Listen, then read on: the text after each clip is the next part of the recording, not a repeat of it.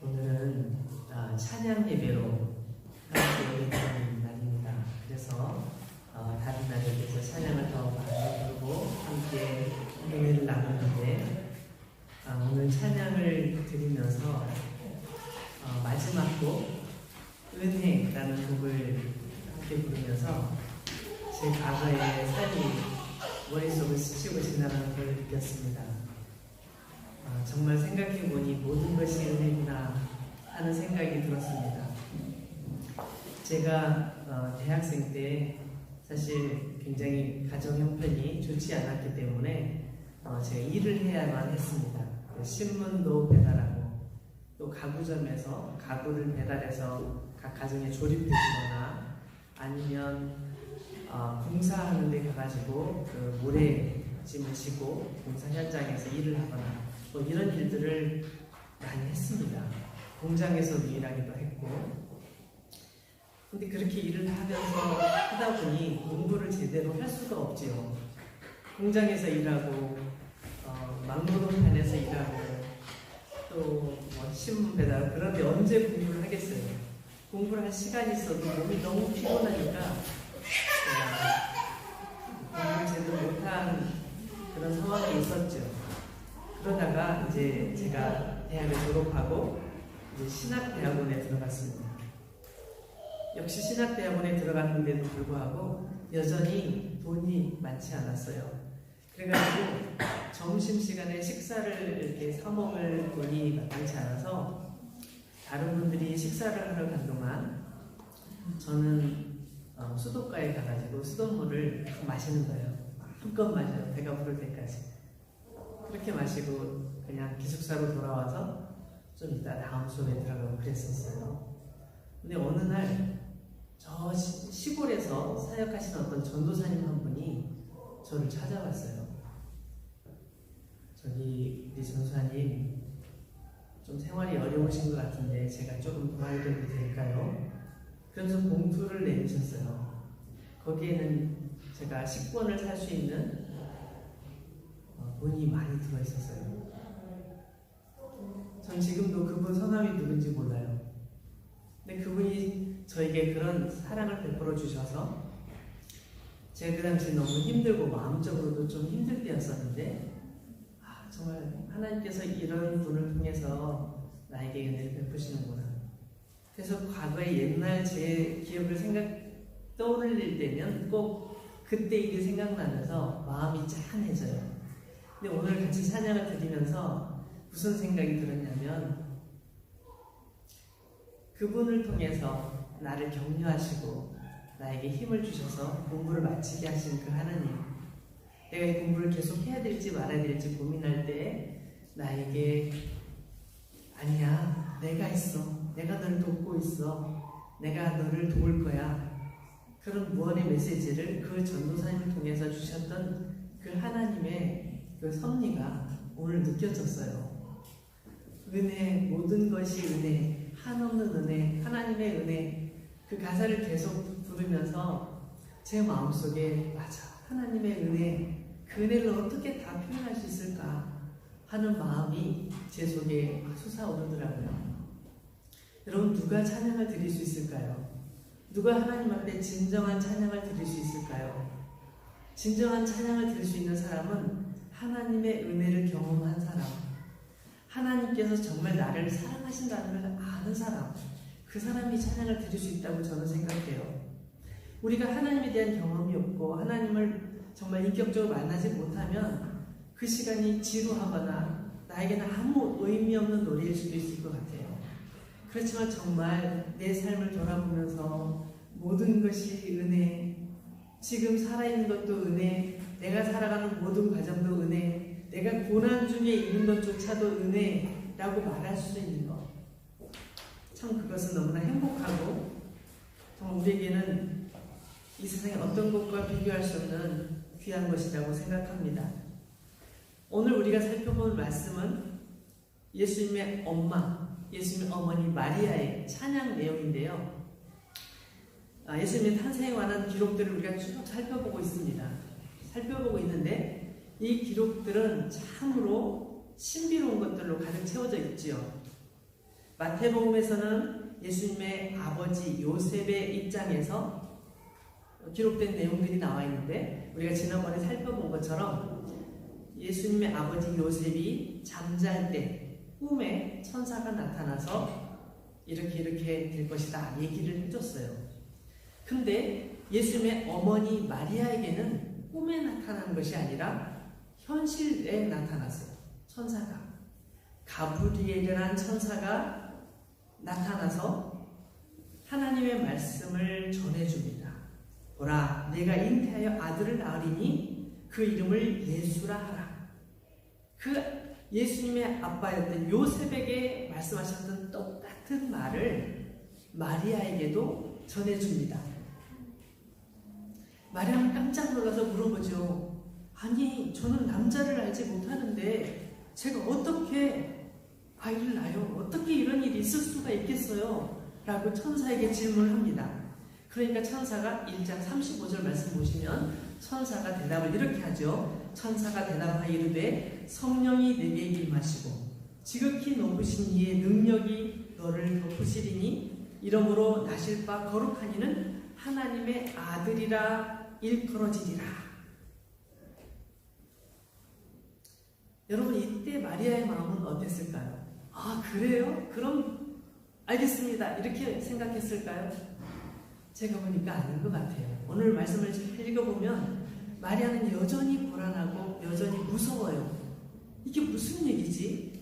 내가 아직도 아이를 낳기는 고사하고 결혼도 안 했는데 내가 임신하여서 아이를 낳는다고? 만약에 내가 임신한다면 사람들이 나를 어떻게 생각할까? 아니, 다른 사람은 몰라도 나와 약혼한 요셉은 나를 어떻게 생각할까? 내가 어떤 짓을 저질렀다고 생각하지는 않을까? 나쁜 짓을 했다고 생각하지는 않을까? 요셉은 그렇고 요셉의 부모님은 또 어떻게 생각할까? 정말 너무 결혼하지 않은 여자로서 이런 앞에 펼쳐진 상황은 너무나 무섭고 두려운 거예요. 이걸 어떻게 해야 되지? 안절부절하고 있는 것 같아요. 마리아의 그런 마음을 알았는지 천사가 마리아에게 다시 얘기를 해주는데 36절에 보면 이런 말씀이 나와 있어요. 보라, 내 친족 엘리사벳도 늙어서 아들을 배었느니라. 본래 임신하지 못한다고 알려진 네가 이미 6달이 되었나니 대저 하나님의 모든 말씀은 능하지 못하심이 없느니라. 엘리사벳이라는 이 여자 이름이 나오는데 이 엘리사벳은 오늘 말씀에 나와 있는 것처럼 이 마리아의 친척되는 사람이에요. 그런데 우리가 잘 아는 대로 세례 요한의 엄마죠. 근데 세례 요한이라고 하는 그 요한을 낳기 전에 이 엘리사벳 역시 아이를 낳지 못했어요. 나이가 아주 많이 드셔서 더 이상 아이를 낳을 수 없는, 여자들은 잘 알잖아요. 낳을 수 없는 상황이 됐어요. 더 이상 아이를 낳을 수 없어요. 의학적으로 불가능해요. 그래서 본인도 포기하고 있었고 주변 사람들도 아무도 엘리사벳이 아이를 낳을 거라고 생각하는 사람이 아무도 없었어요. 그런데 엘리사벳의 남편에게 나타나서 내가 아들을 낳을 것이다. 그 이름을 요한이라고 해라. 이렇게 천사가 나타나서 얘기를 해준 거예요. 사가랴도 그 남편도 그것을 믿지 못해서 무슨 일이지? 라고 생각하니까, 의심하니까 사가랴 입을 말을 못하도록 벙어리가 되도록 만드셔요. 그래서 말을 못하는 거예요. 그 무슨 일인지 아무에게 얘기도 못하고 그런 상황이 되죠. 그러다가 정말로 엘리사벳이 아이를 임신하게 됐어요. 그리고 6개월이 지난 거예요. 지금 마리아에게 얘기할 때 그때는 엘리사벳이 임신한 지 6개월이 됐을 때예요. 아무도 아이를 낳을 수 없다고 생각했고 본인도 아이 낳을 것을 포기하고 있었던, 이미 나는 늙었기 때문에 아이를 낳을 수 없어 라고 생각하고 있었는데 하나님께서 계획하시고 하나님께서 하시니까 아이를 임신한 거예요. 그 이야기를 마리아에게 들려주면서 이렇게 비상식적인, 비과학적인, 비의학적인 일이지만 하나님께서 하시면 이게 불가능이 아니라 가능하다라고 들려주신 거예요. 아마 마리아도 이 사실을 알고 있었던 것 같아요.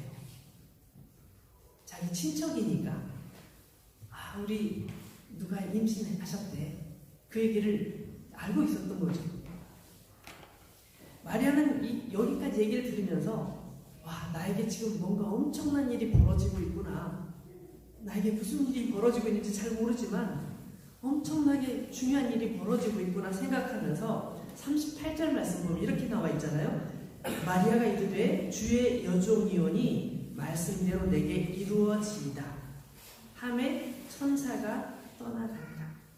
저는 이 말씀을 읽을 때마다 너무 심쿵, 가슴이 쿵 그래요. 하나님은 너무 인격적이신 분인 것 같아요. 너무 인격적인 분이세요.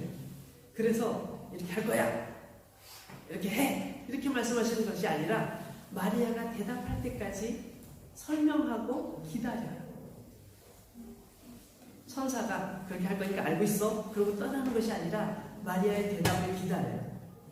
마리아가 알겠습니다. 그러면 제가 순종하겠습니다. 하나님의 뜻이라면 순종하겠습니다. 고백하니까 그제서야 천사가 떠나가요. 여러분, 하나님은 우리보다 능력이 많으신 분이시지만 우리에게 강요하시거나 협박하시거나 우리를 무섭게 하시는 분이 아니에요. 비록 우리가 믿음이 없어도 우리의 믿음의 분량에 맞춰서 우리에게 설명하시고 우리가 이해할 수 있도록, 우리가 깨달을 수 있도록 가르쳐 주시고, 우리가 깨달을 수 있을 때 우리가 깨달을 수 있는 방법으로 우리에게 일하시는 분이 하나님이시더라고요. 하나님 너무나 인격적이시고 너무나 좋은 분이세요.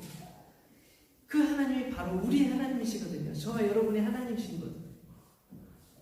여러분에게 닥쳐진 모든 문제에 대해서 여러분 하나님께 기도할 때 하나님은 이런 분이라는 사실을 믿고 기도하시기를 바랍니다.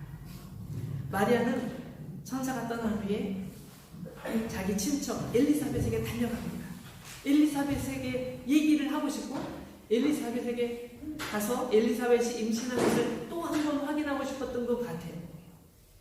엘리사벳에게 막 달려갑니다. 이때 달려가는 엘리사벳 심정이 어땠을까요? 여러분, 나사렛에 살던 마리아가 이 유다 지역의 어떤 고을로 갔다고 했는데 이 거리는 굉장히 먼 거리입니다. 지난번에도 우리 살펴본 것처럼 아주 먼 거리입니다. 그 먼 거리를 달려가면서 마리아는 무슨 생각을 했을까요? 하나님께서 어떤 일을 하시려고 하는 거지? 하나님께서 나에게 어떤 일을 하시는 거지? 이렇게 생각하면서 가지 않았겠어요? 정말 그게 가능할까? 이런 생각도 했겠죠. 근데 마리아가 엘리사벳을 찾아갔을 때 거기서 또 한 번 마리아는 놀라게 됩니다. 엘리사벳이 너무너무 반가워하면서 마리아를 탁 맞아주면서 하는 얘기가 뭐냐면, 마리아, 너가 들어올 때 내가 이미 알았어. 내 속에 있는 아기가 너무너무 기뻐하면서 속에서 막 기뻐 움직이는 걸 내가 느꼈어. 그럼 저는 아이를 임신해 본 적이 없어서 그 느낌을 모르겠어요. 우리 아이를 낳으신 여자분들은 아시죠? 아이가 뱃속에서 꿈틀꿈틀 움직이는 걸 느껴보신 적 있죠? 발을 툭 밀어가지고 이렇게 배가 툭 튀어나올 때도 있잖아요. 그러면 얘가 오늘은 기분이 좋은가 봐. 오늘 재밌게 노는 것 같아. 어떤 날은 얘가 오늘은 뭐가 화가 났어? 왜 이렇게 신경질이야? 그렇게 얘기하는 분이 있더라고요, 엄마가. 그걸 알아요. 저로서는 너무 신기해요. 여기 엄마들은 다 경험했을 거예요. 근데 엘리사벳이 마리아가 딱 도착하니까 너무너무 좋아하면서 마리아가 오니까 우리 아이가 막 속에서 기뻐서 춤을 춰. 너무너무 막 좋아해. 이렇게 얘기하는 거예요.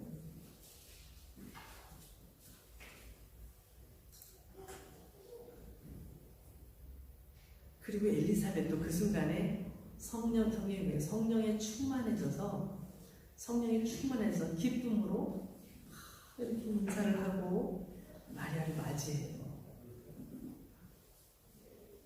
하나님의 놀라운 능력이 임해서 임신한 요한, 세례 요한을 임신한 엘리사벳과 예수님을 임신한 마리아와 두 사람이 만나서 하나님의 영광을 찬양하는 거예요. 근데 여기서 마리아의 찬양, 우리가 함께 읽었던 부분이잖아요. 마리아가 이르되, 46절 같이 볼게요. 마리아가 이르되 내 영혼이 주를 찬양하며 내 마음이 하나님 내 구주를 기뻐하였음은, 내 영혼이, 내 마음이 뭘 얘기해? 내 속에 있는 모든 것들이 진심으로 기뻐하고 감사합니다. 이제는 내가 하나님의 마음을 알겠습니다. 하나님께서 무슨 일을 하고 계신지 알겠습니다. 그것을 느낀 거죠. 그래서 내 영혼이, 내 마음이 내가 하나님을 찬양한다고 말하는 거예요. 내 마음이 하나님 내 구주를 기뻐하였음은, 48절, 그의 여종의 비천함을 돌보셨습니다. 그의 여종의 비천함을 돌보셨습니다. 여러분 생각해 보세요. 이 나사렛, 마리아가 살고 있던 나사렛은 아주 촌구석이라고 말할 수 있을 만큼 유명하지 않은 동네예요. 그 나사렛은 뭐 좋은 게 나겠어. 사람들이 나중에 그런 말 했잖아요. 성경에 읽다 보면 그런 얘기가 나와요. 예수님께서 나사렛에서 오셨다고 하니까 아이쿠, 나사렛에 뭐 볼만한 게 있어? 나사렛 뭐 인물이 누가 있어? 아유, 거기는 인물 나는 곳이 아니야 라고 무시할 만큼, 그 동네만 말해도 무시할 만큼 그런 동네였거든요. 마리아는 그런 동네에서 태어난 이름 없는 한 여자에 불과했었던 거예요. 그때까지만 해도. 그런 비천한 자리에 있는 나를 왜 하나님께서 선택하셨을까? 왜 나에게 천사를 보내주셔서 나로 하여금 이런 기쁜 소식을 듣게 하셨을까? 어떻게 내 속에서 예수님을 잉태할 수 있을까? 내가 그런 자격이 있나? 내가 그럴 만한 능력이 있나? 내가 그렇게 교육을 많이 받은 사람도 아닌데 그런 나에게 왜 이런 은혜를 베푸셨을까? 이걸 딱 줄이면 이 비천함이라고 말할 수 있는, 여종의 비천함을 돌보셨다. 나의 부족함, 나의 연약함, 아무것도 아닌 나를 하나님께서 특별히 선택하셔서 나를 통하여 예수님께서 이 땅에 오시도록 허락하신 것에 대한 감격과 감동으로 부르는 찬양이에요. 여러분, 우리는 언제 하나님 앞에서 진실해질 수 있습니까? 우리의 연약함을 알았을 때, 하나님 앞에서 나의 연약함을 알았을 때, 그때 진실해지는 거예요. 여러분, 사람들이 교회를 막 찾아올 때가 언젠가 봤더니 막 힘들 때 찾아오더라. 물론 이제 하나님 은혜를 경험한 사람들은 지금 여러분들처럼 이렇게 매주 열심히 교회 나오지만 막 평소에 안 다니고 막 그러다 갑자기 교회 오는 날이 있어요. 그래서 웬일로 교회를 다 오셨어요? 이렇게 말하면 사실은 너무 힘든 일이 있는데 기도하러 왔다. 그렇게 말씀하시더라고요. 맞아요. 우리 한계를 느낄 때, 가장 어려울 때 우리를 도우실 분이 하나님이라는 걸 느낄 때 하나님께로 나오잖아요. 그렇죠? 근데 하나님을 경험하게 되면, 그런 상황 속에서 하나님을 경험하게 되면, 내가 여태껏 엉뚱한 데를 돌아다녔었구나. 내가 정말로 섬겨야 될 분은 하나님이시구나. 그러면서 하나님을 섬기게 되고 하나님께 예배하게 되고 진정하게 내 마음, 속마음을 다 내어놓고 하나님께 기도할 수 있게 되는 거죠. 저와 여러분들은 늘 하나님 앞에 그런 진실한 기도를 드리는 사람들이 됐으면 좋겠습니다. 하나님을 경험하고 하나님께서 나를 정말 사랑하시고 계시구나 확신하고 또 그 깊은 믿음의 단계로 점점 나아가는 우리가 되었으면 좋겠습니다. 내 영혼이 주님을 찬양합니다. 내 마음이 하나님, 내 구주를 기뻐합니다. 라고 마리아는 찬양하고 있습니다. 갈릴리 마을에 비천한 삶을 살고 있던 자신을 찾아오시고 말씀하시고 새 일을 행하시는 하나님, 놀라우신 주님, 그분을 나는 찬양합니다. 근데 마리아의 찬양을 가만히 보면 거기서 딱 멈추지 않고 2단계로 나갑니다. 1단계는 나를 찾아오신 주님, 나에게 은혜를 주신 주님, 그렇게 찬양하고 2단계로 가면 나와 같은 사람들을 향한 얘기가 나옵니다. 한번 볼까요? 49절, 능하신 이가 큰 일을 내게 행하셨으니 그 이름이 거룩하시며, 그 다음에 50절, 긍휼하심이 두려워하는 자에게 대대로 이르는도다. 다시, 긍휼하심이 두려워하는 자에게 대대로 이르는도다. 여기 두려워하는 자라고 되어 있죠. 이 두려워하는 첫 번째 사람은 아마도 마리아 자기 자신을 가리킬 거예요. 두 번째 사람은 누구일까요? 자기처럼 두려워하는 사람, 어떤 사람이든지 두려워하는 사람, 무서워하는 사람, 걱정하는 사람, 염려하는 사람, 어떤 사람이든지 그 두려워하는 사람들에게 긍휼을 베푸시는데 대대로 긍휼을 베푸신다. 이 긍휼이라는 말은 다른 말로 바꾸면 사랑이라고 말할 수 있어요. 하나님께서 사랑하시되 대대로 사랑하신다. 그 사람만 사랑하시는 것이 아니라 그 사람의 아들도 사랑하시고 딸도 사랑하시고 손자도 사랑하시고 손녀도 사랑하시고 다 사랑하신다는 거예요. 하나님의 사랑이 끝이 없이 깊고 넓고 크다는 것을 말씀하고 있는 표현입니다. 51절도 볼까요? 그의 팔로 힘을 보이사 마음의 생각이 교만한 자들을 흩으셨고 권세 있는 자를 그 위에서 내리치셨으며 비천한 자를 높이셨고 줄이는 자를 좋은 것으로 배불리셨으며 부자는 빈손으로 보내셨다. 권세 있다고 생각하고 능력 있다고 생각하고 부자라고 생각하는 사람들이 부끄러움을 당하는 상황이 될지라도 하나님께서는 비천한 자, 줄인 자, 그런 연약한 자를 살피시고 구하시고 그들을 주목하여 보신다는 것을 지금 고백하면서 하나님께서는 나만 사랑하시는 것이 아니라 내 주변에는 이분도 사랑하시고 이분도 사랑하시고 이분도 사랑하시고 모두를 사랑하시는구나. 모두를 사랑하시는구나. 이렇게 고백하고 있는 것이죠. 나만을 사랑하는 것이 아니라 나와 같은 저렇게 두려워하는 사람, 나와 같이 저렇게 걱정하는 사람, 나와 같이 저렇게 무서워하는 사람, 저 사람도 하나님께서 사랑하시고 계시구나. 이 사실을 마리아가 깨닫고 그것을 고백하는 거예요. 그런가 했더니 또 3단계로 나가요. 3단계는 어디 있어요? 3단계 보세요. 54절. 그 종 이스라엘을 도우사 긍휼히 여기시고 기억하시되 우리 조상에게 말씀하신 것과 같이 아브라함과 그 자손에게 영원히 하시리로다 하니라. 여기 아브라함, 이스라엘이란 말이 나오고 그 다음에 아브라함이라는 말이 나오죠. 아브라함과 그 자손에게. 여러분, 아브라함은 어떤 사람이냐면 우리가 보통 말할 때 믿음의 조상이라고 말해요. 믿음의 조상. 믿음으로써 하나님의 믿음의 조상으로서 모든 하나님을 섬기는 사람들의 조상이 된 거죠. 믿음으로써. 그래서 이 아브라함과 그의 자손을 얘기할 때는 예수님을 믿는 모든 사람들이라고 봐도 틀리지 않아요. 하나님의 자녀들, 하나님을 아버지로 섬기는 모든 사람들을 향한 하나님의 놀라운 계획, 놀라운 은혜, 크신 은혜가 있다는 사실을 마리아가 자기도 모르는 사이에 이렇게 고백하는 거예요. 하나님의 은혜가 나에게 충만하고 내 주변에 충만하고 또한 하나님을 믿는 모든 사람들, 예수 그리스도를 주로 고백하는 모든 사람들에게 충만하구나. 그거를 고백하고 있습니다.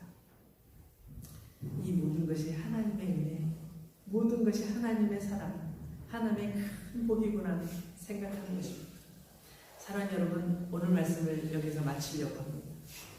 여기 비천한 자라는 말이 나오고 또 줄인 자라는 말이 나오고 이런 말이 나오는데 이 말씀들을 볼 때마다 이것은 누구를 가리킬까? 어쩌면 우리를 가리킬 수도 있습니다. 저와 여러분을 가리킬 수 있습니다. 하나님의 은혜가 필요한 사람, 하나님의 사랑 안에 있어야 되는 사람, 그 사람들을 가리키는 말씀인 것이죠. 여러분, 오늘 우리의 찬양은 어떤 찬양이 되어야 될까요? 우리가 주님의 은혜를 풍성히 누리면서 나를 사랑하시는, 이 비천한 나를 사랑하시는 그 주님을 찬양했으면 좋겠습니다. 우리 나뿐만 아니라 우리 모든 사람들을 사랑하시는 그 하나님의 긍휼하신 그 큰 사랑을 우리가 찬양했으면 좋겠습니다. 이제 성탄절 다가오는데 세상에 많은 노래들이 성탄절 즈음에 막 울려 퍼지고 있잖아요. 우리가 부르는 찬양 속에 우리 주님의 사랑, 주님에 대한 사랑의 고백이 풍성해졌으면 좋겠습니다. 세상에 그 어떤 노래와도 소중한 주님을 찬양한 노래가 우리의 마음속에 풍성하게 있기를 소망합니다. 같이 기도하겠습니다.